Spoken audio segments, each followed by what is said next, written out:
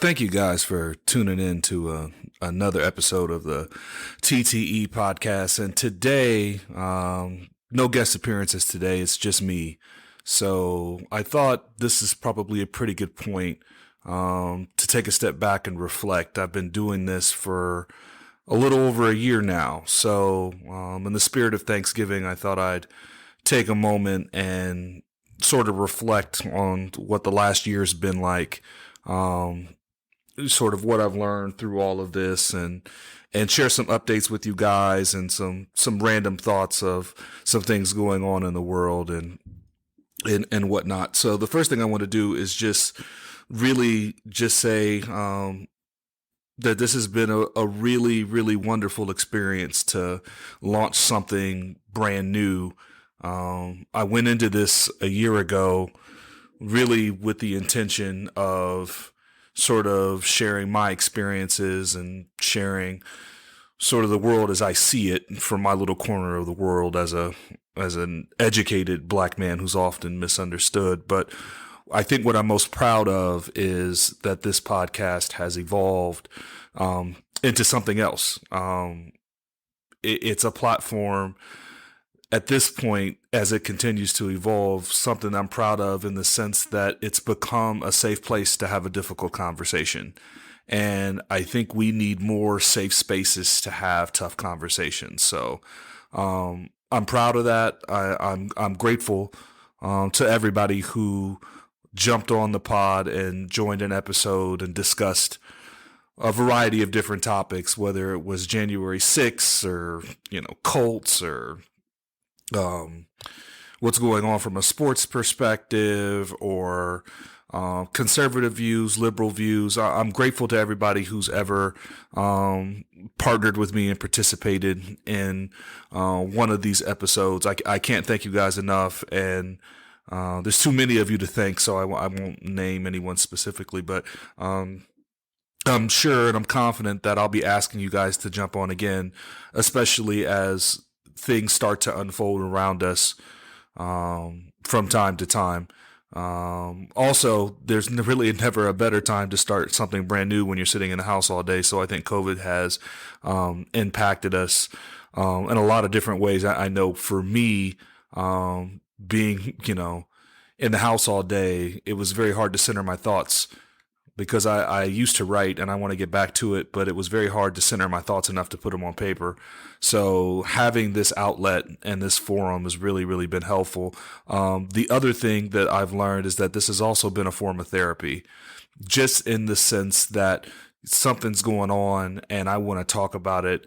And I've learned through this experience, it's much better to not bottle that up, to get it out, to not lock it up. It's okay to have emotion. It's okay to express what you're thinking and feeling. And this has become a safe place to do that. So, I just want to thank all of you guys that, have subscribed to this, all you guys that have shared your thoughts and your feelings on it. I appreciate you guys, more than you know. And it's really encouraged me to just keep going and keep pushing and keep coming up with interesting topics that you guys might want to hear about or some subjects that you might want my thoughts on. So I'm going to continue to push in that respect. So if there are specific things that you guys think you want to hear about or you want to hear me discuss, by all means, please email the pod because I want to be able to touch on some things that you guys are thinking and feeling, because one of the things I have learned is that a lot of us are thinking and feeling the same thing. And so, but at the same time, I want to challenge confirmation bias. Like, I think it's healthy to challenge what you think you know. I have a lot of friends of mine who know that at times I will take the opposite position and play devil's advocate, not because I believe in a particular position, but because I want to draw out their position because I want to better understand. And so some of my friends, those of you know who you are, who get frustrated with me when I do that, I apologize in advance, but I'm going to continue to do that because we really do get to the heart of things and we really do create interesting dialogue and good conversation. And I always walk away from those engagements learning something and feeling like it's either an aha moment or I come away feeling like I'm a better person because of that. So I, I thank you guys for that. I thank all of you guys that listen on a regular basis. And like I said, if there are very specific things you guys want to hear about, please email the pod, and the email is talltattededucated@gmail.com. Email the pod, and let's hear from you guys what you guys want to hear about, or what you guys are thinking, especially going into 2022, because COVID's still with us. It's still going to be here. Everybody is transitioning to much more of a work from home lifestyle now. It's highly, highly, highly unlikely that we're ever going back to a 5-day in the office work week. So what that looks like in the future is anyone's guess, but this is having a major impact on lifestyle, has a major impact on the energy that you carry, because it requires a different energy to go into the office every day versus a certain type of energy to be able to work from home every day. And so I don't think we know what the long lasting impacts of something like that is, but let's talk about it, because I think we're all living through it. So like I said, if you guys have some thoughts or some specific things you guys want to hear about, or you want me to discuss, email the pod and let's talk about it and see if we can't either get you on an episode, or maybe I can discuss some of those episodes. The two quick announcements I just want to make before I get into some random thoughts, topics of the day. I know quite a few of you have started a small business, maybe in the past or even recently as a result of COVID. So I just want to plug that there are some advertising opportunities within the pod. So if you're interested in promoting your business, email the pod and let's discuss how we can get you on the platform so we can plug your small business. There's no reason why we all can't win. So again, the email is talltattededucated@gmail.com. And if you don't have a small business, but you know somebody who does, who may be interested, please send them my way. Would love to have a conversation with them to be able to get them to advertise on the pod. And then secondly, I'm in discussions to spin off a portion of this pod. It's going to be all sports related. It's going to be the guys that normally do it with the four corner offense. So, hoping to launch that sometime early next year to be able to launch a sports pod, with those guys. So be on the lookout for that, hopefully sometime early next year. And so with that, I'm just going to share some random thoughts, some things that are going on in the news, what's going on around us today. So the first thing I'll start, which has been really in the news really since this past Friday, is Kyle Rittenhouse's acquittal, the trial up in Wisconsin. So for those who don't remember, Kyle Rittenhouse is the young man who back in 2020 had his mom drive him across state lines and with a rifle went into a protest and shot protesters and killed 2 of them and wounded a 3rd. So there's been a lot of folks that are upset with the decision that the jury rendered. I'm not sure that the jury could have come back with anything other than an acquittal for a variety of reasons, but I think at the end of the day, I think there's a deficiency in the law to some degree. And what I mean by that is I don't have any doubt that Kyle Rittenhouse felt threatened, and so he therefore used the rifle that he brought as a means of self-defense. I don't have any question about that. However, the law is sort of, silence probably not the right term, but I don't know that the law was written in such a way that considered that the person claiming self-defense was the provocateur or the agitator, and then as a result of that, then turned around and claimed self-defense. And so I think we have to take a step back and look at not just the law, but what it means when you claim self-defense, when you are the one that escalated it to the point where you felt you needed self-defense. And so for me, and I'm just speaking for myself, as a black man, it's eerily reminiscent of Trayvon Martin in the sense that Trayvon Martin posed no threat. at all. He's just a kid walking back from the store with his hoodie on. And Zimmerman is the provocateur because there's an assumption that he is a threat for whatever reason you want to put on it. And then once they get into an altercation, he claims self-defense and he defends himself, and that's how the jury saw it. So I think we have to talk about this in the larger context of what does it mean to claim self-defense when you were the one that crossed state lines with a rifle to protect a business that wasn't yours? I think that's the conversation that we have to get to. But I can't tell you that I was surprised that he was acquitted. I think I'm more frustrated, bordering on disgust, with how this decision is being celebrated by certain people and certain corners of the media. This is not something to celebrate and be proud of. This is not a win for gun rights and gun advocates and all of that sort of stuff. I don't necessarily see it that way, because 2 people died and they didn't necessarily have to. And when he gets on the stand and admits that he knew that one person didn't have a gun and he shot them anyway, there's something that's just really uncomfortable with that. And so I just think we have to have a larger conversation around the law and your right to self-defense when you were the one that escalated it. I just think we have to have a larger conversation about that. And so maybe that's something that we can tackle maybe in 2022, a deeper discussion on what that means and how we move forward with that. Also in the news right now is closing arguments of the Ahmad Albury trial. And so for those that don't know or don't remember, this is the young black man who is jogging through his neighborhood down in Georgia, and he is basically chased down and killed by 3 white men, claiming that they were making a citizen's arrest. So this trial is in closing argument right now, so no decision's been made as of yet. I will say that in the little bit of the trial that I have seen, the defense attorney in here has really said some things that are, I find, at a minimum out of bounds, at a maximum highly offensive and sensational, whether it's we don't need more black pastors in the courtroom, or disparaging Ahmad Arbery in closing arguments down to claiming that his toenails were dirty. And whether his toenails were dirty or not, that's not a justification to kill somebody because you assumed that they were committing a crime. That's, I think for most reasonable, decent people, that's a bridge too far. And for me,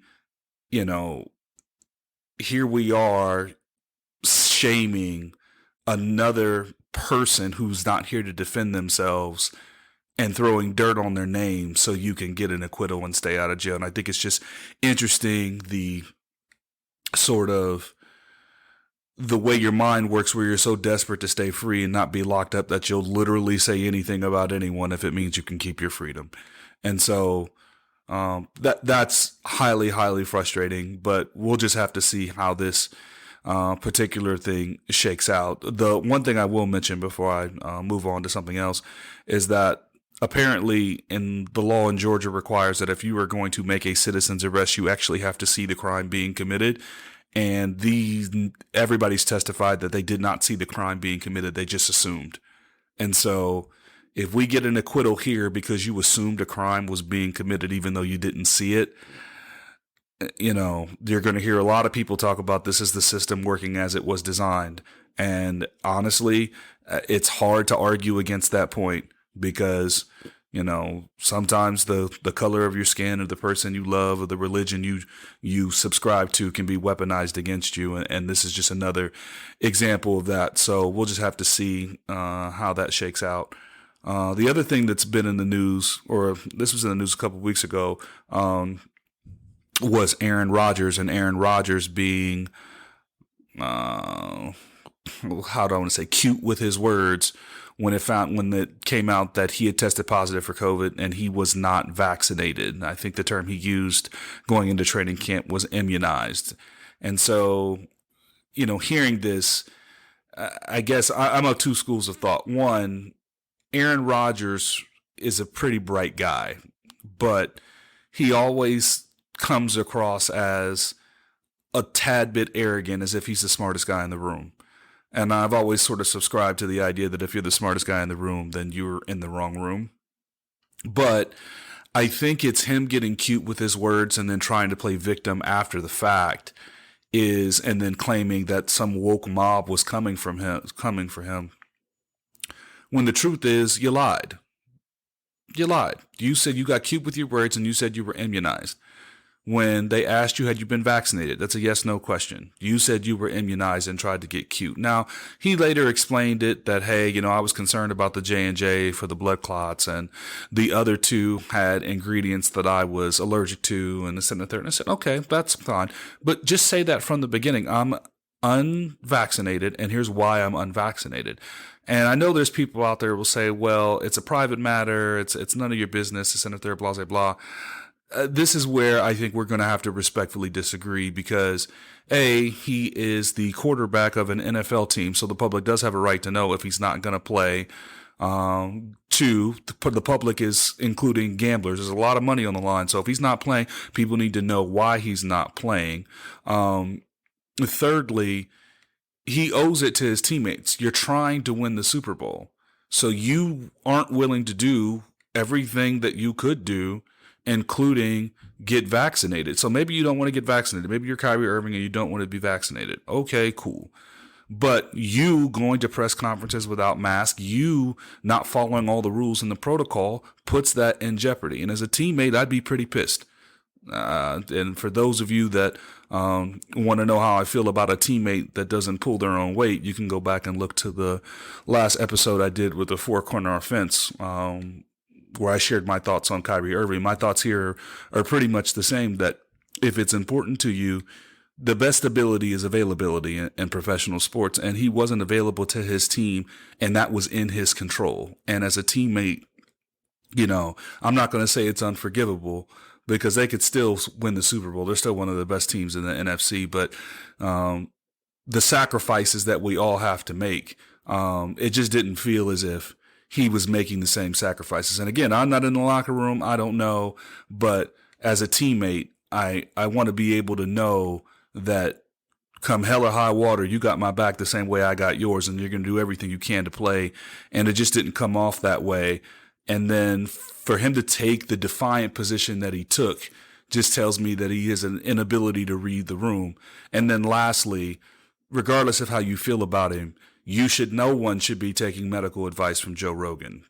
Just Joe Rogan. I don't know the man. I don't know anything about him, but I know he's not a doctor.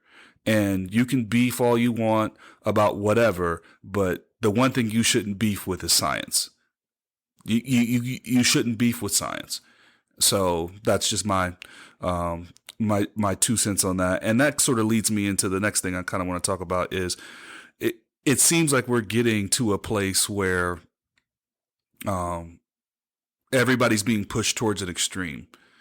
Everybody is either super, super, super, let's go Brandon about things, or everybody is super, super, super in the camp of everybody's got to get health care. We've got to save the planet.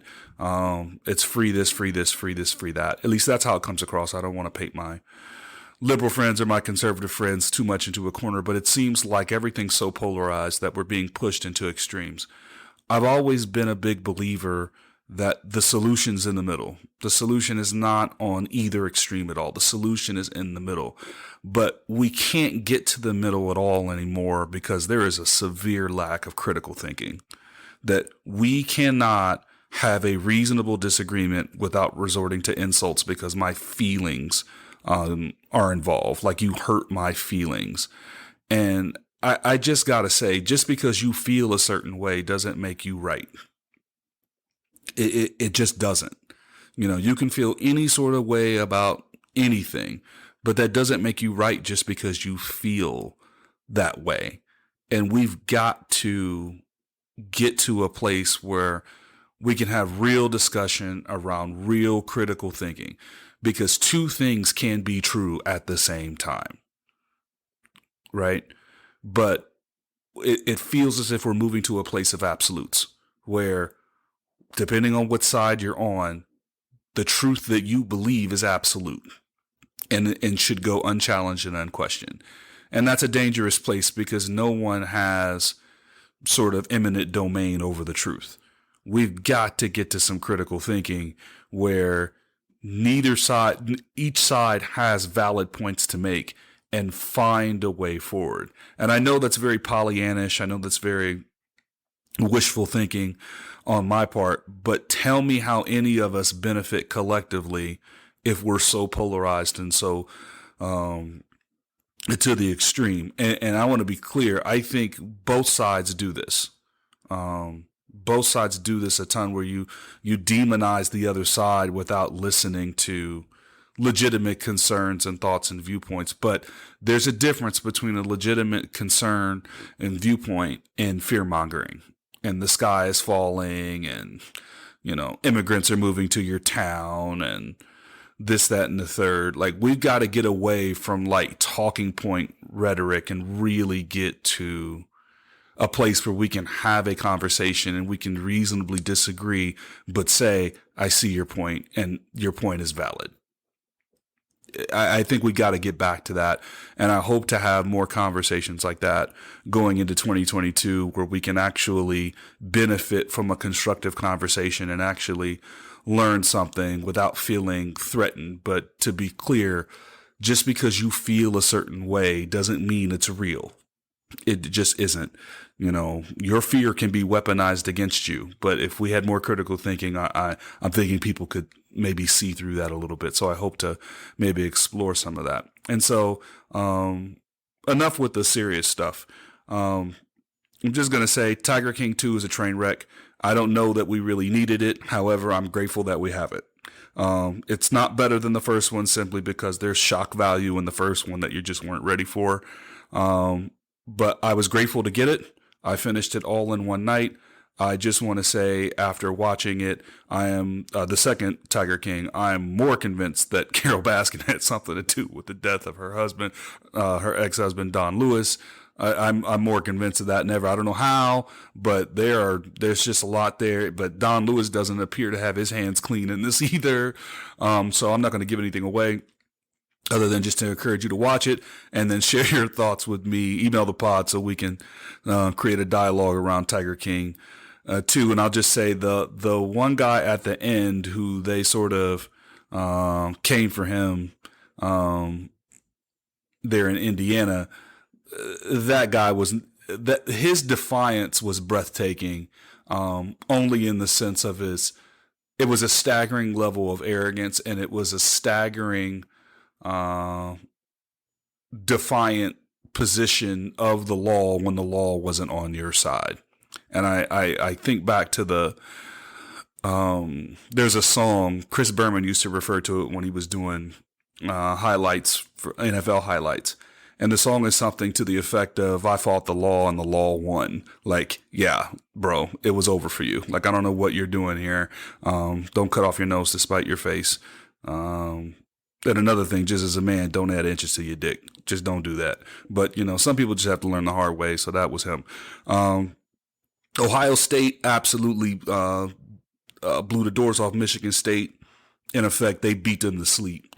That's as good of an Ohio State team as I've ever seen, at least offensively. I mean, they could really do no wrong, and they basically brought their own mercy rule out and took a knee with 30 seconds left in the first half. Those look like video game numbers. You might not see anything like that again. And I just got to say that Ohio State has reached a level that I always hoped they would reach, which is they are consistently a top 5 team and a threat to win the title. We don't have a gap in talent. We don't necessarily have a gap in scheme. It's more about, execution and chemistry and all of those sorts of things. And you could tell, for as good as Michigan State is, and I believe they're a good football team, but there's a massive gap in talent. And if you are going to play Ohio State, you have to match their talent. And you only do that through recruiting. So we've got Michigan this week. Everybody knows that's a big game, obviously. As a kid growing up during John Cooper, I still see Anthony Thomas screen passes up the sideline for 35 yards in my sleep. However, I realized the other day there is an entire generation of children that have grown up that don't really know what it's like to lose to Michigan. And I just want to tell those children from the bottom of my heart, you need to thank Jim Tressel and Urban Meyer and Ryan Day for that. Because those of us that are old enough to remember, it was some lean years under Cooper, even though we had more talent. But the talent and the coaching has all come together. I think Michigan is a good team. I'm not one of these people that hates on Michigan every day. I want Michigan to be great every single day, save for one day in November. I want them to be great every day. And right now, Michigan is good. I don't know if they're great, but they're 10-1. So their record suggests that they might be. But I want them to be good. I think Ohio State right now is a 7.5 point favorite. So based on the offense, until I see somebody really stop their offense, because really the offense has only stopped itself, and that was early in the year, I would lay the points for those of you that like to partake in that sort of thing. I would lay the points and take the over. I don't know what the over is, but I'd lay the points and take the over until somebody, short of Georgia, I don't know that anybody can defensively stop them. So, Ohio State should win it. Not worried about if it's Wisconsin or Iowa. Not worried about them, especially Wisconsin. We own them in Indy. Go back to 2014. They didn't score a point. 59-0. So, but I will say, though, I hope this shakes out in such a way as to where we play Cincinnati in the semifinal bowl game. That's my sincere hope. Cincinnati's a good football team. I hope they make the playoff. It's a great year. But let's test them. Let's see. Because if you're not recruiting at the level of Ohio State or Alabama or Georgia, Oklahoma, Clemson are probably recruiting at that level. If you're not recruiting at that level, you really have no shot. But Cincinnati seems to think that, they are. I think I saw at one point, because they were undefeated, they feel they're the best team in the state. Well, let's put it up.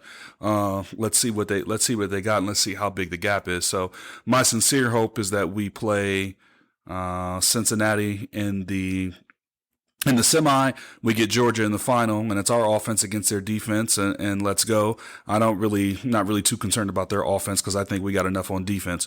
So if we can move the ball on them, and we've got the receivers, it's really about the offensive line. So if we can do it, let's make it shake. But I'm happy that Ohio State has reached this level. So good luck to them boys on Saturday. I'll be watching you guys, cheering you guys on. And then lastly, I have a lot of friends and a lot of family who are very, very excited about the new Spider-Man movie. And I just want to say, I'm joining your clan. I am on the bandwagon. I did not grow up reading comics as a kid.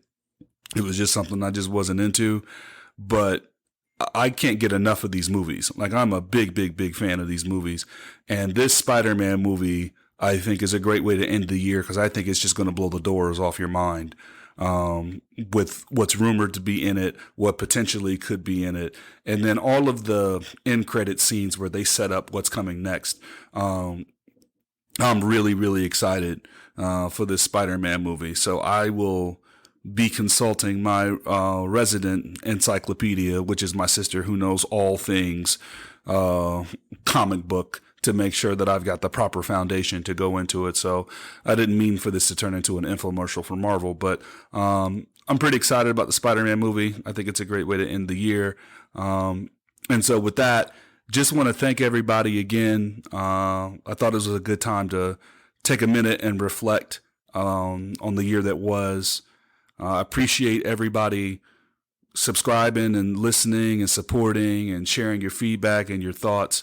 This has been a really, really rewarding experience to do something like this. This is sort of outside of my comfort zone, or it was when I started.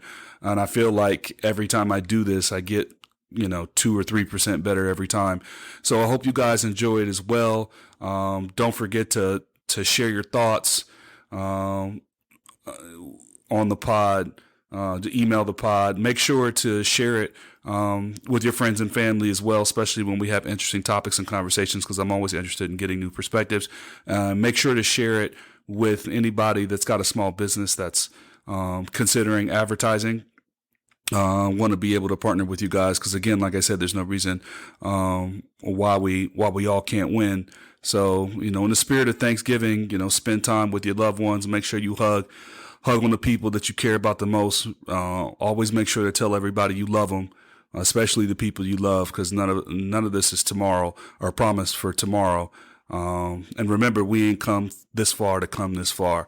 So with that, I want to thank you guys for tuning in. Really appreciate all the love and support, and we're going to keep this thing rolling into 2022. Thanks a lot. Peace.